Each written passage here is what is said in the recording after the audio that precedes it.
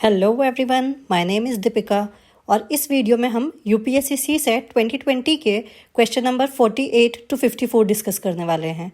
So let's get started. The letters from A to Z are numbered from 1 to 26 respectively. If GHI is equal to 1578 and DEF is equal to 912, then what is ABC equal to? ठीक है, तो हमें ये दे रखा है कि जो letters हैं A से Z तक के, उन्हें हमें 1 से 26 तक नंबरिंग करनी है. ठीक है, तो 1 क्या हो गया A का और 26 किसका हो गया Z का. ठीक है, अब ये बोल रहा है कि GHI का जो है वो 1578 है अगर हम इस तरह से नंबरिंग करेंगे तो GHI की अगर हम बात करें तो G होता है 7, H 8 और I 9. ठीक है, तो ये है 7 8 9, लेकिन कोड क्या दे रखा है हमें इसका 1578. उसी तरह से DEF का देखें तो ये 4 होगा, ये 5 और ये 6, और इसका दे क्या रखा है 912. और तो इसी तरह से जो ABC 1 2 3 होना चाहिए वो हमें निकालना है कि वो क्या होगा. ठीक है, तो अब यहाँ पर अगर हम देखें तो GHI का हमारा बन रहा है 789, लेकिन हमें दे क्या रखा है 1578. तो एक तरह से ये डबल हो रहा है, बल्कि डबल ही हो रहा है. अगर हम देखें 789 का डबल करेंगे तो 1578 मिलेगा. ठीक है, इसी तरह से 456 का अगर हम डबल करेंगे तो 912 हमें मिलेगा. तो 123 का भी अगर हम डबल कर देंगे 123 का भी अगर हम डबल कर देंगे तो हमें मिलेगा 246. तो यही एबीसी का कोड होना चाहिए. तो आंसर क्या होगा इसका डी 246. क्वेश्चन नंबर 49 देखते हैं. What is the missing term at the rate in the following. तो यहाँ हमें दिया है ACPQ BESU MNGI and at the rate. तो ये बताना है हमें ये क्या होगा. ठीक है, तो यहाँ पर रेशियो है और यहाँ पर प्रपोर्शन का साइन है. तो इस साइन का मतलब होता है कि इसे अगर हम फर्स्ट सेकंड थर्ड और फोर्थ टर्म मान लें तो फर्स्ट और सेकंड में जो रिलेशन होगा वही थर्ड और फोर्थ में होगा. फर्स्ट और सेकंड टर्म में जो रिलेशन है वही रिलेशन थर्ड और फोर्थ टर्म में होना चाहिए. तो फर्स्ट और सेकंड को देखते हैं हम ACPQ और सेकंड है BESU. ठीक है, अब इनको देखते हैं कि ये कैसे रिलेटेड है. तो A के बाद जस्ट नेक्स्ट टर्म आ रही है B, C के बाद D नहीं आ रहा, फिर आ रहा है E. ठीक है, तो D हट गया और E. उसके बाद P Q एंड R हट रहा है और फिर आ रहा है हमारा S, और Q के बाद आ रहा है U, तो Q R S T skip हो रहा है और फिर आ रहा है हमारा U. ठीक है, तो अब थर्ड टर्म है MNGI. तो फोर्थ टर्म क्या होनी चाहिए.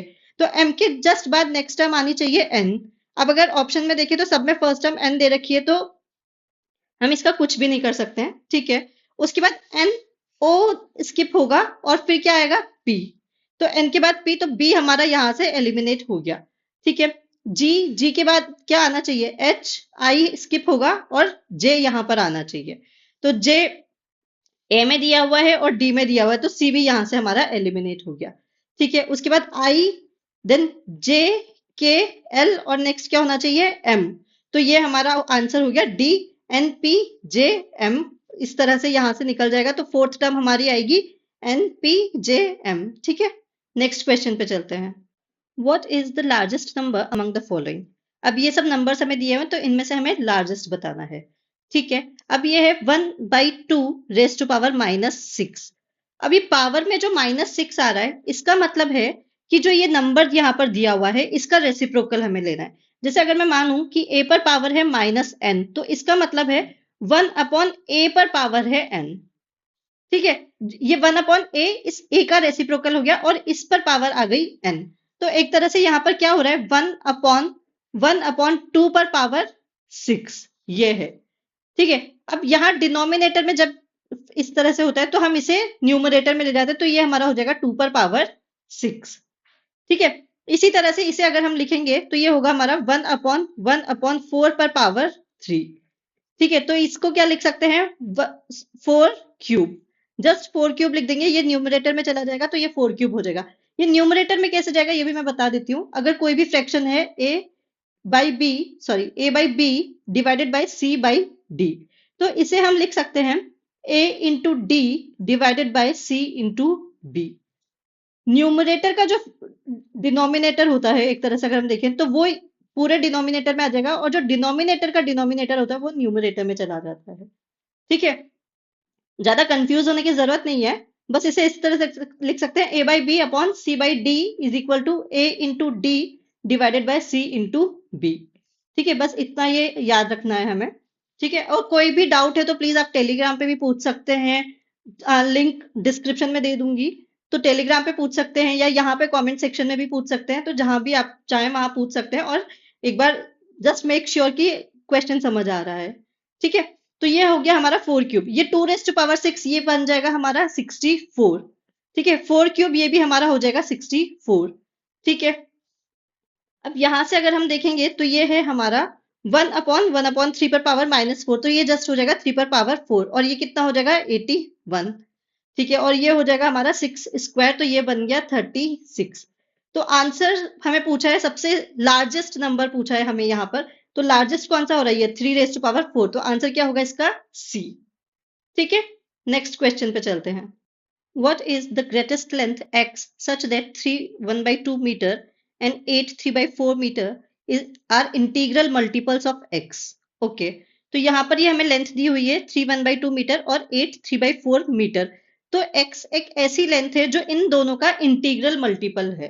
ठीक है, इसका मतलब ये कि इन दोनों से अगर हम x को डिवाइड करेंगे तो एक इंटीजर हमें मिलना चाहिए। ठीक है, फ्रैक्शन में नहीं आना चाहिए, इंटीजर में आना चाहिए। तो बेसिकली मतलब ये है कि हमें, और ग्रेटेस्ट पूछा है, तो ग्रेटेस्ट इसका मतलब यही है कि हमें इसका HCF निकालना होगा, हाईएस्ट कॉमन फैक्टर। इन दोनों का हम HCF निकाल लेंगे तो वो ऐसा नंबर होगा जो इन दोनों का ही इंटीग्रल मल्टीपल होगा। ठीक है, अब सबसे पहले तो जो ये फ्रैक्शन हमें दिया हुआ है यहाँ पर 3 1/2 मीटर और 8 3/4 मीटर, ये मिक्स्ड फ्रैक्शन में हमें दिया हुआ है, तो इसे प्रॉपर फ्रैक्शन में कन्वर्ट कर लेते हैं। तो उसके लिए क्या करना होता है, 2 × 3 + 1 डिवाइडेड बाय जो डिनोमिनेटर होगा वो एज इट इज आ जाएगा, ये 2 × 3। ठीक है, इसको 3 से मल्टीप्लाई कर देंगे और +1। ठीक है, तो ये क्या हो गया 7/2। इसी तरह से इसे करेंगे कन्वर्ट, तो 8 × 4 + 3 डिवाइडेड बाय 4, तो कितना आ जाएगा ये 35/4। तो ये हमारा हो गया 7/2 मीटर और 35/4 मीटर। अब हमें इसका HCF निकालना है, इन दोनों का हमें HCF निकालना है। ठीक है, तो HCF कैसे निकालेंगे, यहाँ पर जो जब ये फ्रैक्शन है 7/2 और 35/4, तो इनका HCF निकालने के लिए क्या करना होता है कि जो ये न्यूमरेटर है उसका तो हम HCF निकालते हैं और डिनोमिनेटर का LCM निकालते हैं। ठीक है, तो क्या हो जाएगा, इन दोनों का HCF निकालेंगे तो 35 और 7 इसका तो हमें HCF निकालना होगा, और 4 और 2 इसका हमें LCM निकालना होगा। तो 35 और 7 का HCF कितना हो जाएगा 7, और 4 और 2 का LCM कितना होगा 4। ठीक है, तो ये हमारा आ जाएगा 7/4 मीटर। ठीक है, अब 7/4 को हमें मिक्स्ड फ्रैक्शन में कन्वर्ट करना होगा क्योंकि यहाँ सारे ही हमें मिक्स्ड में दिए हुए हैं। तो इसे जब कन्वर्ट करेंगे तो क्या करेंगे, सबसे पहले 7 को 4 से डिवाइड करेंगे, तो कितनी बार पूरी पूरी तरह से डिवाइड होगा, 1 टाइम। ठीक है, रिमाइंडर बचेगा 3 डिवाइडेड बाय 4। ठीक है, तो इस तरह से रिमाइंडर को न्यूमरेटर में लिखते हैं और डिनोमिनेटर सेम ही रहता है, तो इस तरह से उसे मिक्स फ्रैक्शन में कन्वर्ट किया जाता है। तो आंसर क्या होगा, यहाँ से हमारा 1 3/4 मीटर आंसर हो जाएगा डी। क्वेश्चन नंबर 52 देखते हैं। तो यहाँ हमें दिया है कंसिडर द फॉलोइंग डेटा, और यहाँ year, birth rate and death rate दिया हुआ है। ठीक है, for which period was the natural growth rate maximum, कौन से ईयर में, कौन से पीरियड में नेचुरल ग्रोथ रेट मैक्सिमम है, ये हमें यहाँ पर बताना है। तो अब अगर हम यहाँ पर देखें तो ग्रोथ रेट होता है, growth rate is equal to होता है birth rate minus death rate. ठीक है, growth rate is equal to birth rate minus death rate. तो हम बेसिकली सब में देख लेंगे कि बर्थ रेट और डेथ रेट का जो डिफरेंस है वो किस में सबसे ज्यादा, वही हमारा आंसर होगा। तो यहाँ 4 ऑप्शन दिए हुए हैं, तो इन 4 पीरियड में ही हम देखते हैं। तो यहाँ पर अगर हम करेंगे 48.1 माइनस 35.5, तो ये हमारा आएगा 12.6, ये हमारा आएगा 12.5, ये हमारा आएगा 22.2, और ये हमारा आएगा 22.3। तो मैक्सिमम ग्रोथ रेट किस में आ रही है, इस वाले में 22.3। तो ये कौन सा ईयर हो गया, ये 1971 से 81 वाला, तो आंसर क्या होगा इसका, डी। ओके, नेक्स्ट क्वेश्चन पे चलते हैं। The recurring decimal representation 1.272727 and so on is equivalent to, okay, तो यहाँ पर हमें डेसिमल में दिया हुआ है 1.272727 एंड सो ऑन, तो हमें इसे फ्रैक्शन में कन्वर्ट करना है। ठीक है, तो अब यहाँ पर देखें तो ये 27 रिपीट हो रहा है पूरा। ठीक है, और इन्फिनिटी तक जा रहा है, हमें नहीं पता कितने तक जा रहा है, दिया नहीं है, तो पूरा रिपीट हो रहा है। ठीक है, तो हम क्या करेंगे, इसे x मान लेंगे सबसे पहले तो x इज इक्वल टू हो गया हमारा 1.272727।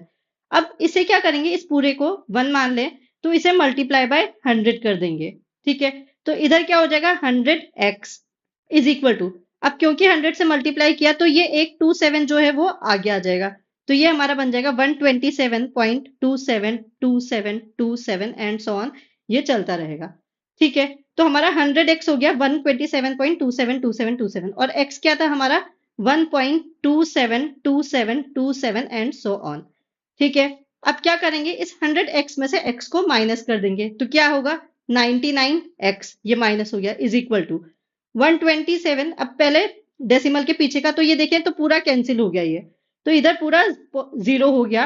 ठीक है, और ये कितना हो गया 126, तो x इज इक्वल टू कितना आ गया हमारा 126 डिवाइडेड बाय 99। ठीक है, अब ये देखें तो 6 + 2 + 1 9 हो रहा है, तो ये 9 से डिविजिबल है। ठीक है, तो 9 से डिविजिबल है कितने टाइम्स, 14 टाइम्स, और ये कितने टाइम्स, 11 टाइम्स, तो क्या हो जाएगा ये हमारा 14 डिवाइडेड बाय 11, तो आंसर क्या होगा इसका बी 14 डिवाइडेड बाय 11। ठीक है, क्वेश्चन नंबर 54 पे चलते हैं। What is the least 4-digit number when divided by 3, 4, 5, 6 leaves a remainder 2 in each case? ठीक है, तो हमें ये बताना है कि इन दोनों में से ऐसा कौन सा लीस्ट 4-digit नंबर है कि उसे हम अगर 3, 4, 5, 6 से डिवाइड करें तो रिमाइंडर क्या होना चाहिए 2। ठीक है, तो ऐसा क्वेश्चन हमने पहले भी किया हुआ है। सबसे पहले तो क्या करेंगे, इसमें से 2 माइनस कर देंगे सब में से। ठीक है, सब में से 2 माइनस करेंगे तो क्या आएगा हमारा 1010। ठीक है, यहाँ आएगा 1020, यहाँ आएगा 1120 और यहाँ आएगा हमारा 1220। ठीक है, अब यही बताना है कि 3, 4, 5, 6 में से ऐसा कौन सा नंबर है जो इन सबको डिवाइड कर सकता हो। ठीक है, तो इन सबसे इजी तो डिविजिबिलिटी चेक करने का रूल क्या होता है, 3 के लिए होता है, तो क्या है sum of the digit divided by 3 होना चाहिए, तो 1 + 1 2 होगा, sum of the digit not divisible by 3। ठीक है, यहाँ पर 1 + 2 3 है, ये डिविजिबल बाय 3 है। ठीक है, ये क्या हो गया 4, ये भी डिविजिबल बाय 3 नहीं है, और ये हो गया 5, तो ये भी डिविजिबल बाय 3 नहीं है, तो आंसर क्या होगा यहाँ पर हमारा बी कि 1022 ही ऐसा नंबर है जो इन सबको डिवाइड करने पर 2 रिमाइंडर देगा, तो आंसर क्या है बी। अगर वीडियोस अच्छे लग रहे हैं, क्वेश्चन समझ आ रहे हैं, तो प्लीज़ वीडियो को लाइक करें, शेयर करें और चैनल को सब्सक्राइब करें। Thank you so much.